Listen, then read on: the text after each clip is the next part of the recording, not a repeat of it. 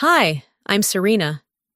And for 10 years, I thought I was building a life with my husband, until the day he called me and said, "Pack your things and get out." Just like that. No warning, no explanation. But what hurt more than his words? The realization that our marriage had never been real. That everything, our home, our finances, even our love, had been nothing more than a carefully constructed lie. And when he told me to talk to his parents, I thought I'd finally get answers. Instead, I uncovered something so much bigger, a secret that turned my entire life upside down. How do you move forward when you realize you were never meant to win? When the people you trusted the most were the ones setting you up to fail? Because I didn't just lose a marriage, I lost the illusion of control. But what happened next? He never saw it coming. The phone buzzed in my hand, the cold metal pressing against my palm as I stared at the screen. Dorian Kane, my husband, the man I had shared my life with for nearly a decade. I hesitated before answering, something deep inside me whispering that whatever was coming next would change everything. His voice was devoid of warmth, stripped of any trace of the man I used to know. "I don't want to see you anymore. Pack your things and leave before I get home." The world around me blurred. I opened my mouth, but no sound came out. A hollow silence stretched between us before the line went dead. I stood there, gripping the phone, trying to process the words that had just sliced through my life. My vision swam, a deep, nauseating pit forming in my stomach. This couldn't be happening. My hands trembled as I redialed, the screen flashing, calling. For an agonizing few seconds before going straight to voicemail, I tried again. Nothing. Panic settled in, wrapping its cold fingers around my throat. My chest tightened, and for a brief moment, I struggled to breathe. How had we gotten here? I slumped onto the couch, staring at the city lights flickering outside our floor-to-ceiling windows.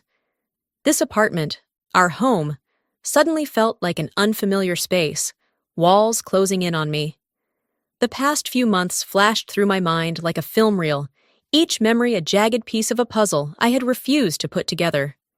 Dorian had been distant, his touch growing colder, his gaze lingering elsewhere even when we were in the same room. The late-night meetings that ran longer than they should have. The phone calls he always dismissed when I was near. The sudden weekends away for business that had no paper trail. I had ignored the signs, convincing myself that work was pulling him away, that stress was making him distant. But now, staring at my reflection in the glass, I saw it for what it was. I had been a fool. Tears pricked at the edges of my eyes, but I swallowed them down. Crying wouldn't change the fact that my husband had just discarded me like I was nothing.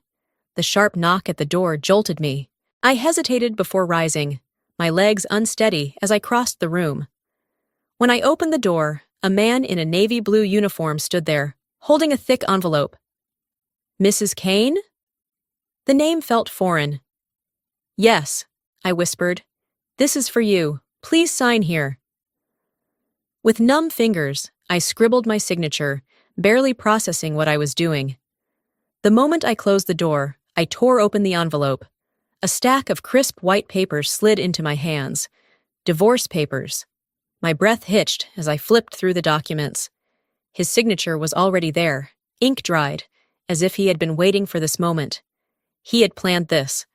This wasn't an argument that escalated too far. This was calculated, cold, premeditated. A deep anger flared in my chest, pushing back the heartbreak that threatened to consume me. And then I saw it. A single note, written in Dorian's familiar scrawl. "If you have questions, talk to my parents. They'll explain." My pulse pounded in my ears. His parents? They had never truly accepted me. I had been an outsider, tolerated but never embraced. And now I was supposed to go to them for answers? A bitter laugh escaped my lips. This had been orchestrated. I was the last to know. The realization hit me like a freight train. I wasn't just losing my husband. I had never really had him. My gaze swept across the apartment, lingering on the framed wedding photo on the console table. Dorian's arm was wrapped around me, his smile easy, effortless. A lie I had believed in. My fingers curled around the frame. The glass shattered as it hit the floor. My heart pounded, my breath ragged. But through the haze of pain, a single thought cut through like steel. I will not go down without answers. The long driveway stretched before me, lined with towering oaks whose golden leaves swayed in the crisp autumn breeze. The estate loomed ahead, as imposing as ever, silent, cold, a relic of power and control. I hadn't been here in over a year, and yet nothing had changed. Not the polished stone steps leading to the grand double doors. Not the scent of burning wood from the fireplace inside. Not the chill in my stomach that always accompanied visits to the Kine estate. I parked, gripping the steering wheel for a moment before stepping out. My heels clicked against the gravel as I approached the entrance, my breath visible in the crisp afternoon air. The door opened before I even knocked. Eleanor Kane stood there, elegant as always in a fitted cream-colored dress, her pearl earrings catching the light. Her smile was polite, but held no warmth. "We thought you might come sooner." Of course, they had been expecting me. Bernard Kane was already seated in the study, a glass of scotch in one hand, flipping through a newspaper, as if my presence was nothing more than an appointment on his calendar. He barely looked up. "Have a seat, Serena." No fake sympathy, no feigned concern. Just bored indifference, as if my life unraveling was nothing more than an inconvenience they had to address. I sat back straight, hands resting in my lap. Why did Dorian send me here? My voice was even, but my fingers curled against my thighs. Bernard sipped his drink, finally glancing at me. "Because, my dear, this marriage was never about love." The words landed like a slap. Eleanor tilted her head slightly, watching for my reaction. When I didn't flinch, she reached into the desk drawer and pulled out a thick folder, sliding it across the mahogany surface. "You should read this." I hesitated, but then I saw it. My name, Serena Kane, printed in bold at the top of the document.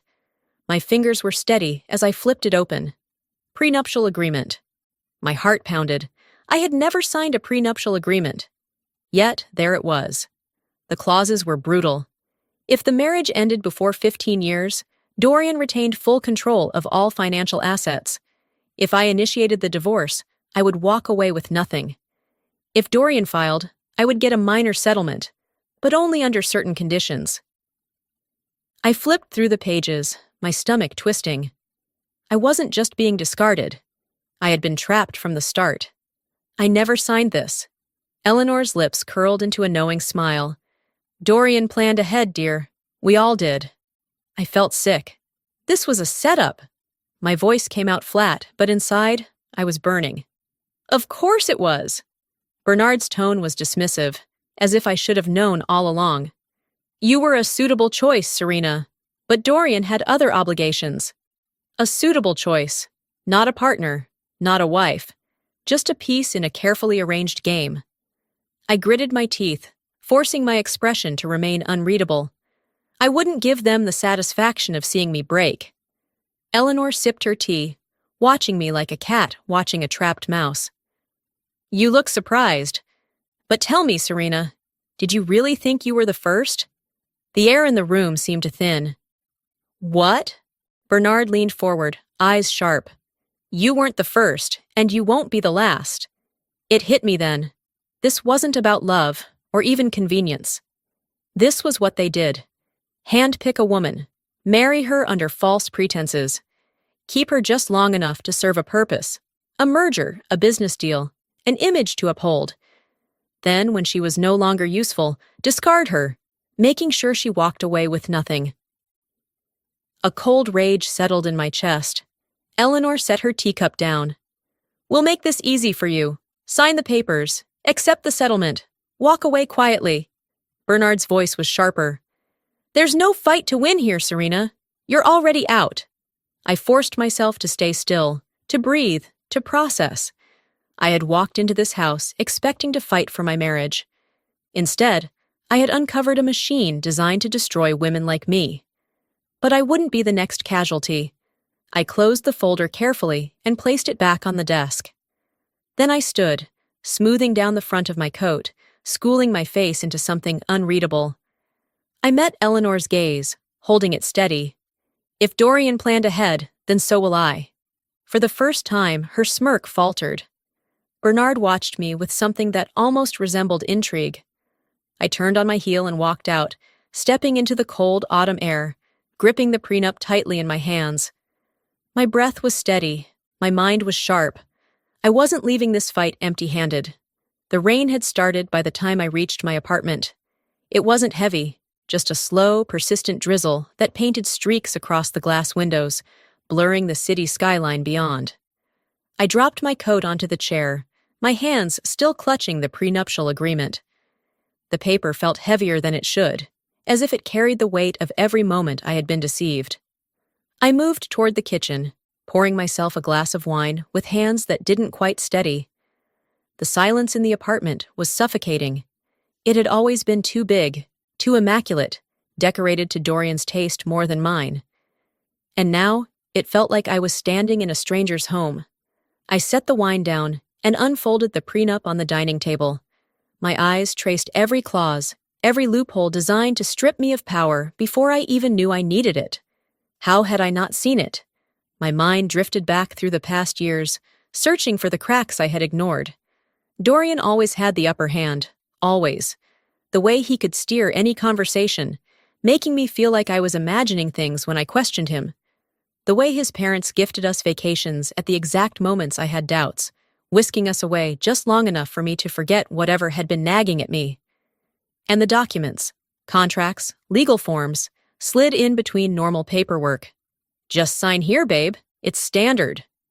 I had been a fool, not naive, not inexperienced, just unaware that I had married into a family that played by a different set of rules. I sank onto the couch, running a hand through my hair. There had to be more. And then, something clicked. I grabbed my laptop and opened my email. Scrolling through years of messages, I searched for something, anything, an old connection, a thread I had forgotten to pull. Then, I saw it. Nicholas Avery. His name had appeared in a conversation Dorian had once shut down immediately. A quick search led me to a series of financial articles from nearly a decade ago. Nicholas Avery, once a powerful businessman, had vanished from the public eye after a high-profile divorce from a woman with deep family ties. Something about the case felt too familiar. I hesitated only for a moment before pressing call. The phone rang twice before a voice answered. "Who is this?" "My name is Serena Kane," I said, "and I think we have something in common." There was silence. Then a sigh. "I was wondering when you'd call." A chill ran through me. "You know who I am?" "I know what you're going through," Nicholas said, "because I went through the same thing." I swallowed hard. "Tell me everything." Nicholas didn't rush. His tone was steady, but there was something beneath it. Exhaustion, bitterness, the weight of a man who had already lost. He had been in the exact same situation. A contract-bound marriage, carefully designed to pull him in, keep him in place just long enough to serve a purpose, then discard him when the time came. The same patterns, the same tricks. "And let me guess," I murmured. "She got everything. You got nothing." "Not just nothing," Nicholas said. "They erased me." He explained how his ex-wife's family had severed his business ties, turning former allies against him. How he had been forced out of his own company, financially ruined, reputation destroyed. All because he had been stupid enough to believe it was real. I gripped the phone tighter. "This is a cycle, isn't it?" "It's a machine, Serena." His voice was grim. "And now you're the latest casualty." I let the words sink in. I could feel the anger rising, not hot and reckless, but cold and sharp, settling into something dangerous. Nicholas exhaled. "Listen to me. If you think you can beat them, you need more than just anger." "I don't need anger," I said quietly. "I need strategy." He didn't respond immediately. Then he chuckled, dark and knowing. "Good." After the call, I sat motionless, the city lights flickering against the rain-soaked windows. I wasn't just another victim. I wasn't going to disappear. I grabbed a pen and a notebook, flipping to a blank page. And I started writing. A list of every legal loophole I could use. Every person still tied to Dorian that I could turn. Every move I could make before they even saw me coming. They had built this game for themselves. Let's see what happens when someone else plays it. The next morning, the sky hung heavy with gray clouds, a mirror of the cold certainty settling in my bones. I stepped into Hastings and Lowell L.P.L., one of Manhattan's most ruthless law firms. Elliot Marston, a corporate attorney who owed me a favor, was expecting me. "Serena," he greeted, leaning back in his chair. I dropped a folder onto his desk. Not long enough. His gaze flicked over the documents, his neutral expression hardening. "Jesus!" I crossed my arms. "Tell me something I don't know." Elliot flipped through the pages, brows knitting. "Serena, you never had a marriage. You had a contract. And the worst part? Some clauses were altered after you signed. The ink's different. This prenup was tampered with." A sharp chill ran through me. "You're saying they forged my contract?" "I'm saying you weren't meant to notice." My stomach twisted. "Who orchestrated this?" Elliot hesitated, then slid another file toward me. The name on it wasn't Dorian's. "No," I whispered. "Yes," Elliot said darkly. "Dorian's rich, but not powerful. Not like this." I scanned the documents. Bank statements, shell companies, financial transfers. This wasn't just a divorce. It was a scheme to control wealth through marriages. I was just another pawn. "Does Dorian even know?" I asked. Elliot's pause was too long. "If he does, he's as trapped as you." Anger burned away my nausea. What are my options? Legally, you could challenge it, but they designed this to drain you in court. And the smart option? Elliot shut the folder. Find leverage. Make them regret thinking you were an easy target. An hour later, I stepped onto the wet pavement, mind racing. That's when I noticed it. A black car, too polished, too clean. A man in a tailored suit stepped into my path. "You've done enough digging, Ms. Kane." I raised a brow. "And you are?" He ignored the question. "Take the settlement, walk away." I huffed a short laugh. There it is. The first threat. Not a threat, a suggestion. Or what? His expression remained cool. "Or you'll wish this divorce was the worst thing to happen to you." I stepped forward, voice steady. "Tell your boss. If he thinks I'll roll over, he hasn't done his research." For the first time, his smirk faltered. I turned and walked away. I wasn't just fighting Dorian anymore. The city hummed around me as I walked, the weight of what had just happened settling into my bones. I had been threatened before, but this was different. This wasn't personal. It was business. And that made it far more dangerous. I hailed a cab, ignoring the way my hands clenched into fists in my lap as we weaved through traffic. I needed more than speculation, more than anger. I needed proof. By the time I reached Archer and Webb Investigations, my pulse had evened out, my mind sharp again. This was where the real fight started. The office smelled of stale coffee and old leather, a stark contrast to the sleek law firms I was used to. Private investigators weren't interested in appearances. They were interested in results. The man behind the desk barely glanced up from his laptop. James Archer, a former NYPD detective turned private investigator, rumored to have dirt on half the city. "You came to the right place," he said, finally looking at me. "But that doesn't mean you're gonna like what you find." I pulled out a folder and slid it across the desk. "I need everything on these people. Bank records, offshore accounts, any deals they don't want in the open." James flipped through the pages, eyebrows raising slightly. "This isn't about a cheating husband, is it?" I shook my head. "It's about power." His lips twitched. "Good. That means it's worth my time." For the next hour, I watched as he pulled up files, cross-referencing names, searching records that weren't exactly public. Then, something shifted. His expression darkened as he leaned closer to the screen. Well, well, well. Looks like your ex and his family are dirtier than I thought. I leaned in. What did you find? Shell companies, he said, scrolling through the records. Money laundering through fake investments. And get this, your name is tied to one of them. My stomach dropped. What? They didn't just screw you in the divorce, lady. They used you. Your accounts, your name, your business. Everything was a front for them to move money. I swallowed hard. So they didn't just use me, they laundered through me. James nodded. If this gets out, it won't just be a divorce case. It'll be a federal investigation. I sat back, gripping the armrests of the chair. I had come here looking for leverage. Instead, I had found a loaded gun. As I left the office, my mind raced through the possibilities. I had two options. Take this information and use it to crush them in court. Go public and let the government do the job for me. Either way, the Cains would lose. I barely had time to process before I saw it. The black car. Parked across the street, waiting. I kept walking. I had expected them to send someone, but not so soon. Not so obvious. The same man from before stepped out, his expression unreadable.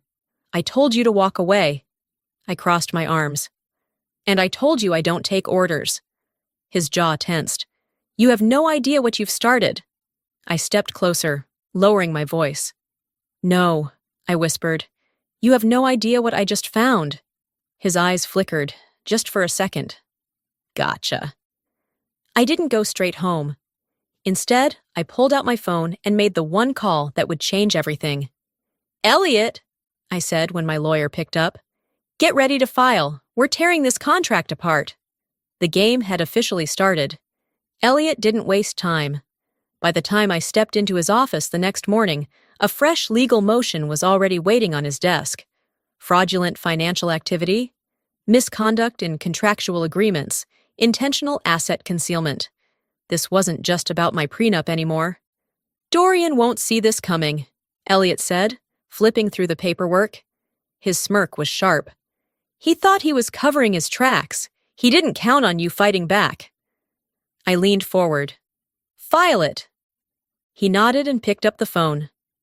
Let's make his morning a disaster. By noon, my case was officially in motion. The lawsuit challenged the entire foundation of the prenup, citing fraud and financial manipulation. If it went through, Dorian wouldn't just lose his settlement leverage, he'd lose his entire financial standing. For the first time in days, I felt the smallest rush of victory. And then, an email from Elliot's office shattered it. Dorian was prepared. He had moved assets weeks before filing for divorce. Bank accounts were drained. Stocks were transferred. Everything liquid had been restructured under different holdings. A preemptive countermeasure. My stomach twisted as I scanned the details. He had been planning this long before he made that phone call telling me to leave. I clenched my fists, my breath coming in short, controlled exhales. So he was always 2 steps ahead. I wasn't surprised, but I was angry. I slammed my laptop shut. I needed to hit him harder. That evening, as I paced my apartment, my phone vibrated. Anonymous message. I can help. Meet me. I froze, staring at the screen. It wasn't a number I recognized. I hesitated, fingers hovering over the keyboard, debating whether this was a trap. Then I typed 2 words. Where? The bar was dimly lit, the kind of place that catered to people who didn't want to be seen.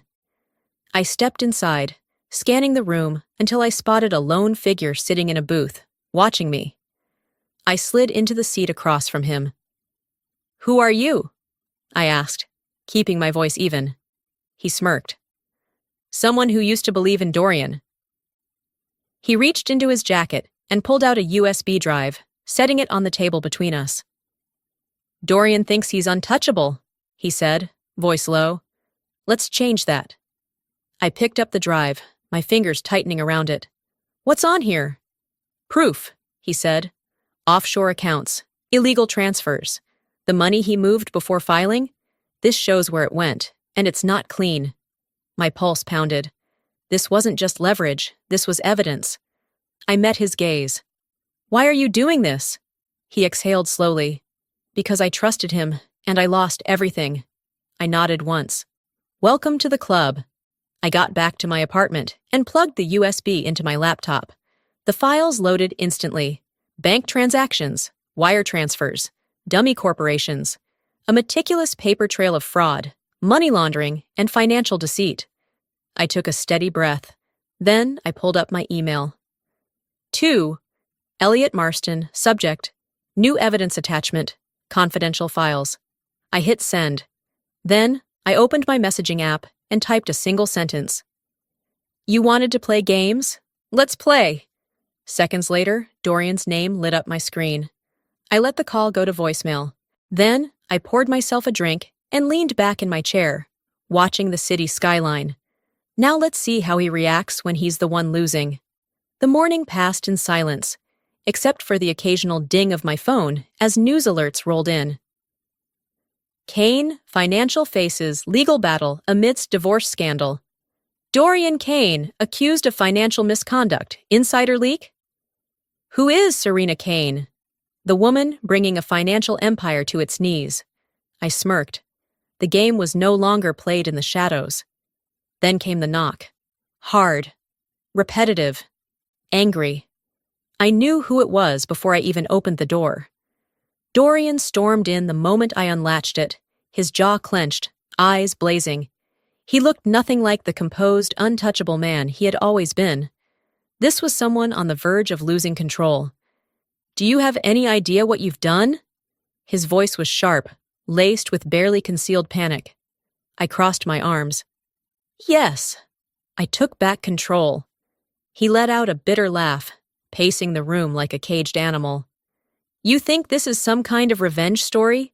You think you can win against people like us? Then why do you sound so desperate?" I tilted my head, watching him closely. He stopped, his nostrils flaring. "You have no idea the kind of mess you've just stepped into, Serena." "Oh, I think I do," I said coolly. "The real question is, do you?" Then his phone rang.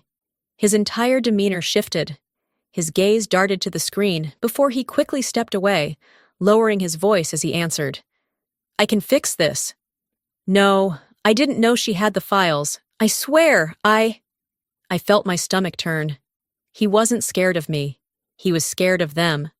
When Dorian turned back, his rage had drained, replaced with something I rarely saw in him. Fear. "Who was that?" I asked, though I already had an idea. He didn't answer. I stepped forward. "Looks like I'm not the only one being played." His hands balled into fists. "You don't understand what you've done." "Then enlighten me." For the first time, he hesitated. And that told me everything. The pieces began falling into place. The offshore accounts, the silent business partners, the deals I had never been privy to.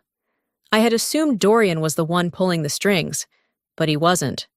Someone bigger, someone powerful, someone who controlled even him. This wasn't just a divorce anymore. "This isn't just about us, is it?" I asked, my voice quieter now. Dorian's jaw tightened. He gave me one last unreadable look before turning and walking out the door. For the first time, he didn't have a smug parting shot. The elevator ride was silent, except for the faint hum of the mechanics shifting behind the polished steel walls. 34th floor. I stood still, staring at my reflection in the mirrored panels. The woman staring back was calm, composed, but not the same woman who had walked into this mess. The door slid open. A receptionist, dressed in a sleek black suit, gave me a practiced smile. "Ms. Cain, they're expecting you." Of course they were. She gestured toward a set of large double doors at the end of the corridor. My heels echoed as I walked. Each step was measured, deliberate. No hesitation, no fear. I pushed the doors open, and there they were. Not just an investor, not just a silent partner. Someone I had known for years. Someone who had watched me fall apart and had done nothing. The real mastermind. The smirk on their face was calm, calculating. "Well, Serena, I was wondering when you'd figure it out." I lowered myself into the chair across from them, my hands steady as I set my bag beside me. So, it was you. They leaned back. You always were smart. Too smart, actually. That was the problem. My stomach twisted, but I didn't let it show. This wasn't about money, I said slowly. They tilted their head, amused. No, dear. It never was. I swallowed the anger bubbling in my chest. I wasn't going to let them see it. Then what? They exhaled as if they were speaking to a slow student who had finally caught up. This was never about Dorian. He's just a convenient pawn. Disposable, really. My jaw clenched. Then who was the real target? Their eyes darkened. Your father. A slow chill ran through me. My father has nothing to do with this. Oh, but he does. They leaned forward. You see, years ago, he made enemies. Powerful ones. He thought walking away would be enough. But people like us. We don't forget, Serena. My throat tightened. So you used me. Not used, positioned. They shrugged. The marriage?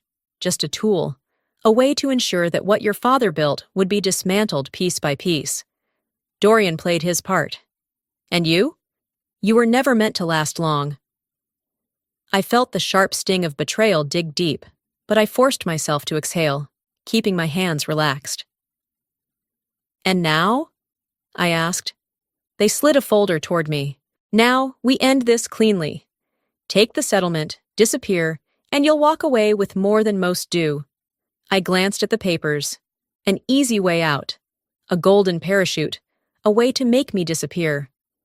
I ran my fingers over the crisp edges, pretending to consider. Then, I slowly pushed the papers back across the table. No deal. For the first time, their smirk wavered.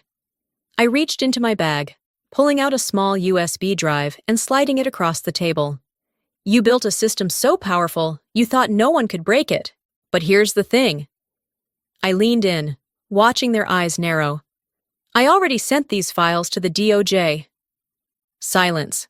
A long, tense silence. Then, their fingers drummed once against the table. You think that's enough? I smiled. Number, I think it's just the beginning.